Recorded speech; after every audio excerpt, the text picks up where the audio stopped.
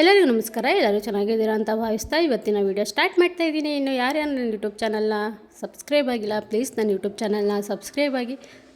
ಹೊಸ್ದಾಗಿ ಯಾರಾದರೂ ನೋಡ್ತಾ ಇದ್ದರೆ ನೀವು ಕೂಡ ಸಬ್ಸ್ಕ್ರೈಬ್ ಆಗಿ, ಲೈಕ್ ಮಾಡಿ, ಶೇರ್ ಮಾಡಿ, ಕಮೆಂಟ್ ಮಾಡಿ ಅಂತ ಹೇಳ್ತಾ ಇವತ್ತಿನ ವೀಡಿಯೋದಲ್ಲಿ ನಾನು ಕರ್ಜಿಕಾಯಿ ಯಾವ ಥರ ಮಾಡೋದು ಅಂತ ತೋರಿಸ್ಕೊಡ್ತಾ ಇದ್ದೀನಿ. ಬನ್ನಿ. ನಾನು ಫಸ್ಟಿಗೆ ಒಂದು ಬಾಣಲಿಗೆ ಸ್ವಲ್ಪ 1 ಬಟ್ಲಷ್ಟು ಶೇಂಗಾ ಬೀಜನ ಹುರ್ಕೊಂಡು ಅದು ತಣ್ಣಗಾಗಲಿಕ್ಕೆ ಬಿಡ್ತಾಯಿದ್ದೀನಿ. ಅರ್ಧ ಬಟ್ಲಷ್ಟು ಎಳ್ಳನ್ನು ಹಾಕಿ ಅದನ್ನು ಹುರ್ಕೊಳ್ತಾ ಇದ್ದೀನಿ.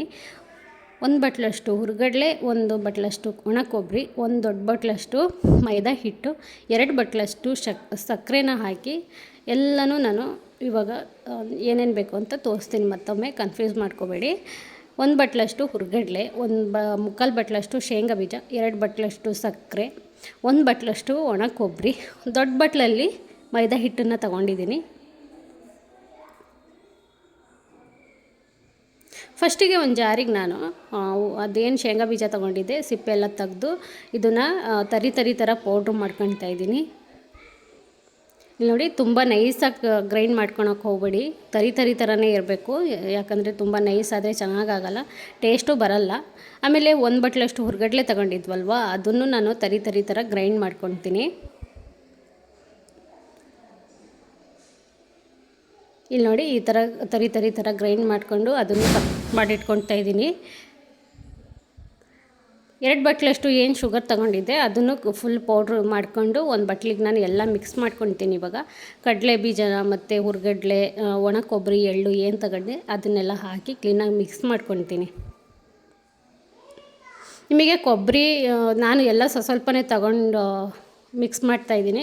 ನೀವೇನಾದರೂ ಜಾಸ್ತಿ ನಾವು ಕರ್ಜಿಕಾಯಿ ಜಾಸ್ತಿ ಮಾಡ್ಕೊತೀವಿ, ನಮ್ಮ ಮನೇಲಿ ಜಾಸ್ತಿ ಜನ ಇದ್ದಾರೆ ಅಂತ ಅನ್ನೋರು ನೀವು ಇದಕ್ಕಿಂತ 2 ತಗೊಂಡು ನೀವು ಮಿಕ್ಸ್ ಮಾಡಿ ಮಾಡ್ಕೋಬೋದು. ಇದನ್ನೆಲ್ಲ ಕಲಸಿ ಸೈಡಿಗೆ ಎತ್ತಿಟ್ಕೊಳ್ತಾ ಇದ್ದೀನಿ.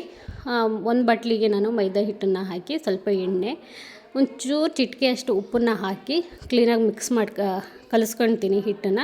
ಜಾಸ್ತಿ ಉಪ್ಪು ಹಾಕೋಕ್ಕೆ ಹೋಗ್ಬಿಡಿ, ಜಾಸ್ತಿ ಉಪ್ಪು ಹಾಕೋಕ್ಕೆ ಹೋದರೆ ಚೆನ್ನಾಗಾಗಲ್ಲ, ಉಪ್ಪು ಆಗಿಬಿಡುತ್ತೆ, ಮತ್ತು ತಿನ್ನಲಿಕ್ಕೂ ಟೇಸ್ಟ್ ಬರೋಲ್ಲ. ಸ್ವಲ್ಪನೇ ನೀರು ಹಾಕಿ ನಾವೇನು ಚಪಾತಿ ಹಿಟ್ಟಿಗೆ ಕಲಿಸ್ತೀವಲ್ವ, ಆ ಚಪಾತಿ ಹಿಟ್ಟಿಗೆ ಕಲಿಸೋ ಥರ ಕಲಿಸ್ಬಿಡಿ. ಚಪಾತಿ ಹಿಟ್ಟಿಗಿಂತ ಒಂಚೂರು ಗಟ್ಟಿನೇ ಕಲಿಸ್ಕೊಳ್ಳಿ, ಆವಾಗ ಅಂಟ್ಕೊಳೋದು ಮಧ್ಯ ಬಿಟ್ಕೊಳೋದು ಆ ಥರ ಎಲ್ಲ ಆಗೋಲ್ಲ. ಅದು ನಾನು ಕಲಸಿಟ್ಟು 1-2 ನಿಮಿಷ ಸೈಡಲ್ಲಿಟ್ಟು ನಾವೇನು ಜಾಮೂನು ಉಂಡೆ ಥರ ಮಾಡ್ತೀವಲ್ವ, ಜಾಮೂನ್ ಗೋಲಿ ಆಕಾರದಲ್ಲಿ, ಅದಕ್ಕಿಂತ ಒಂಚೂರು ದೊಡ್ಡ ಉಂಡೆ ಥರ ಮಾಡಿಕೊಂಡು ಈ ಥರ ಎಲೆನ ಉಜ್ಕೋಬೇಕಾಗುತ್ತೆ. ಎಲೆನ ಉಜ್ಕೊಂಡು ನಾನು ಏನು ಈ ಕರ್ಗಡ್ಬು ಕರ್ಜಿಕಾಯಿ ಒರಳಿರುತ್ತಲ್ವ ಅದರಲ್ಲಿ ಹಾಕಿ ಕರ್ಜಿಕಾಯಿನ ಮಾಡ್ಕೊಳ್ತಾ ಇದ್ದೀನಿ. ನೀವಿಗೆ ಸಿಲ್ವರು, ಇನ್ನೊಂದು ಏನಂತಾರೆ ಸಿಲ್ವರಲ್ಲಿ ಸಿಗುತ್ತೆ, ಮತ್ತು ಇನ್ನೊಂದು ಅದ್ರ ಹೆಸ್ರು ಗೊತ್ತಿಲ್ಲ ನನಗೆ. ಆ ಥರದಲ್ಲೆಲ್ಲ ಏನಾಗುತ್ತೆ ಅಂದರೆ ಈ ಎಲೆ ಹಾಕಿದಾಗ ಅಂಟ್ಕೊಬಿಡುತ್ತೆ ಹಿಟ್ಟೆಲ್ಲ, ಅದಕ್ಕೆ ಹೋಗಿ ಅಂಟ್ಕೊಳ್ಳೋ ಚಾನ್ಸ್ ಇರುತ್ತೆ. ಪ್ಲಾಸ್ಟಿಕ್ ಆದರೆ ಈ ಥರ ಅಂಟ್ಕೊಳ್ಳಲ್ಲ, ಒಂದು ಸೈಡ್ ಎಡ್ಜಿಗೆ ಸ್ವಲ್ಪ ಹಿಟ್ಟು ಹಚ್ಕೊಂಡ್ರೆ ಈ ಥರ ಕ್ಲೀನಾಗಿ ಬಿಡುತ್ತೆ. ಹಾಗಾಗಿ ನಾನು ನನಗೆ ಪ್ಲಾಸ್ಟಿಕ್ಕೇ ಇಷ್ಟ, ಹಾಗಾಗಿ ನಾನು ಪ್ಲಾಸ್ಟಿಕಲ್ಲೇ ಮಾಡ್ಕೊಳ್ತೀನಿ. ನಿಮ್ಮ ಮನೇಲಿ ಸಿಲ್ವರು ಇಲ್ಲ ಬೇರೆ ಇನ್ನೊಂದು ಮೆಟಲಲ್ಲಿ ಬರುತ್ತಲ್ವ, ಅದರಲ್ಲಿ ನೀವು ಮಾಡ್ಕೊಳ್ತೀವಿ ಅಂದರೂ ಅದರಲ್ಲೂ ಮಾಡ್ಕೋಬೋದು. ನನಗೆ ಅದ್ರ ಹೆಸರು ಗೊತ್ತಿಲ್ಲ, ಯಾರು ಏನೋ ಅಂದ್ಕೋಬೇಡಿ. ನಾನು ಎಲ್ಲ ಕರ್ಜಿಕಾಯಿನೂ ಈ ಥರ ಎಲೆ ಹಾಕಿ 1 ಸ್ಪೂನೇ ನಾನು ಹಿಟ್ಟನ್ನು ಹಾಕ್ತಾಯಿರೋದು. ಏನು ಅದು ಕರ್ಜಿಕಾಯಿ ಏನಂತಾರೆ ಅದಕ್ಕೆ, ಅದನ್ನು 1 ಸ್ಪೂನೇ ಹಾಕಿ ನಾನು ಕ್ಲೀನಾಗಿ ಕರ್ಜಿಕಾಯಿನ ಮಾಡ್ಕೊಳ್ತಾಯಿದ್ದೀನಿ. ಎಲ್ಲ ಕರ್ಜಿಕಾಯಿನೂ ಅಷ್ಟೇ, ನೀವು ಎಲೆನ ಹಾಕಿ ಅದ್ರ ಮೇಲೆ ಒಂಚೂರು ನೀರು ಸವರಿ, ಆವಾಗ ಓಪನ್ ಆಗೋದು, ಮಧ್ಯ ಸೀಳು ಬಿಟ್ಕೊಳೋದು ಆ ಥರ ಎಲ್ಲ ಆಗೋಲ್ಲ, ತುಂಬಾ ಚೆನ್ನಾಗಿ ಬರುತ್ತೆ. ಒಂದು ಕಡೆ ಎಣ್ಣೆ ಬಿಸಿ ಮಾಡಲಿಕ್ಕೆ ಇಟ್ಟಿದೆ, ಎಣ್ಣೆನೂ ಬಿಸಿ ಆಗಿದೆ. ಒಂದೊಂದೇ ಕರ್ಜಿಕಾಯಿನ ಹಾಕಿ ಕರ್ಕೊಳ್ತಾ ಇದ್ದೀನಿ ನಾನು. ತುಂಬಾ ಟೇಸ್ಟ್ ಇರುತ್ತೆ, ಮತ್ತು ಮಕ್ಕಳಿಗೆ ಒಂದೊಂದೇ ಕೊಡ್ತಾಯಿದ್ರೆ ತಿಂತಾನೆ ಇರ್ತಾನೆ. ನನ್ನ ಮಗ ಅಂತೂ ತುಂಬಾ ಇಷ್ಟಪಟ್ಟು ತಿಂತಾನೆ, ಅಮ್ಮ ಹಾಕ್ಕೊಡು ಅಂತ ತಿಂತಾನೇ ಇರ್ತಾನೆ. ಹಾಗಾಗಿ ಅವನಿಗೋಸ್ಕರ ಈ ಥರ ಏನಾದರೂ ಮಾಡಿಕೊಡ್ತಾನೇ ಇರ್ತೀನಿ. ತುಂಬಾ ಟೇಸ್ಟ್ ಇರುತ್ತೆ, ಮಕ್ಕಳು ಕೈಯಲ್ಲಿ ಅವರು ಹಿಡ್ಕೊಂಡು ತಿನ್ನಲಿಕ್ಕೂ ತುಂಬಾ ಚೆನ್ನಾಗಿರುತ್ತೆ. ಮತ್ತು ಕೆಲವೊಬ್ಬರು ಬೆಲ್ಲದ ಮಾಡ್ತಾರೆ, ಕೆಲವರು ಸಕ್ಕರೆದು ಮಾಡ್ತಾರೆ.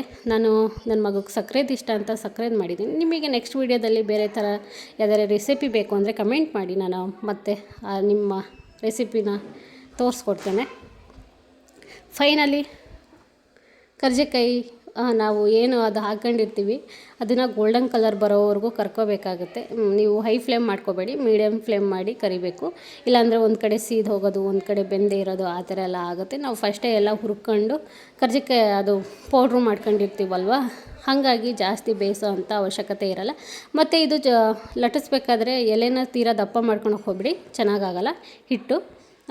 ಫೈನಲಿ ಕರ್ಜಿಕಾಯಿ ರೆಡಿ ಆಗಿದೆ. ಎಷ್ಟು ಚೆನ್ನಾಗಿ ಬಂದಿದೆ ಅಂತ ನೋಡಿ. ಒಂಚೂರು ಓಪನ್ ಆಗಿಲ್ಲ ಮತ್ತು ಮುರಿದು ಹೋಗಿಲ್ಲ, ಆ ಥರ ಎಲ್ಲ ಆಗುತ್ತೆ. ನಾನು ಹೇಳಿರೋ ರೀತಿಲಿ ಮಾಡಿದರೆ ಪರ್ಫೆಕ್ಟಾಗಿ ಕರ್ಜಿಕಾಯಿ ರೆಡಿ ಆಗುತ್ತೆ. ಫೈನಲಿ ಕರ್ಜಿಕಾಯಿ ರೆಡಿ ಆಗಿದೆ. ನಿಮಗೇನಾದರೂ ಇಷ್ಟ ಆದರೆ ನೀವು ಒಂದು ಸಲ ಟ್ರೈ ಮಾಡಿ. ಯಾವ ಥರ ಬಂದಿತ್ತು ಅಂತ ಕಮೆಂಟ್ ಮಾಡಿ. ಈ ವಿಡಿಯೋನ ಇಲ್ಲಿಗೆ ಎಂಡ್ ಮಾಡ್ತಾಯಿದ್ದೀನಿ. ನಿಮಗೇನಾದರೂ ಈ ವಿಡಿಯೋ ಇಷ್ಟ ಆದರೆ ಪ್ಲೀಸ್ ನನ್ನ ಯೂಟ್ಯೂಬ್ ಚಾನಲ್ನ ಸಬ್ಸ್ಕ್ರೈಬ್ ಆಗಿ, ಲೈಕ್ ಮಾಡಿ, ಶೇರ್ ಮಾಡಿ, ಕಮೆಂಟ್ ಮಾಡಿ ಅಂತ ಹೇಳ್ತಾ ಈ ವಿಡಿಯೋನ ಇಲ್ಲಿಗೆ ಎಂಡ್ ಮಾಡ್ತಾಯಿದ್ದೀನಿ. Thank you all.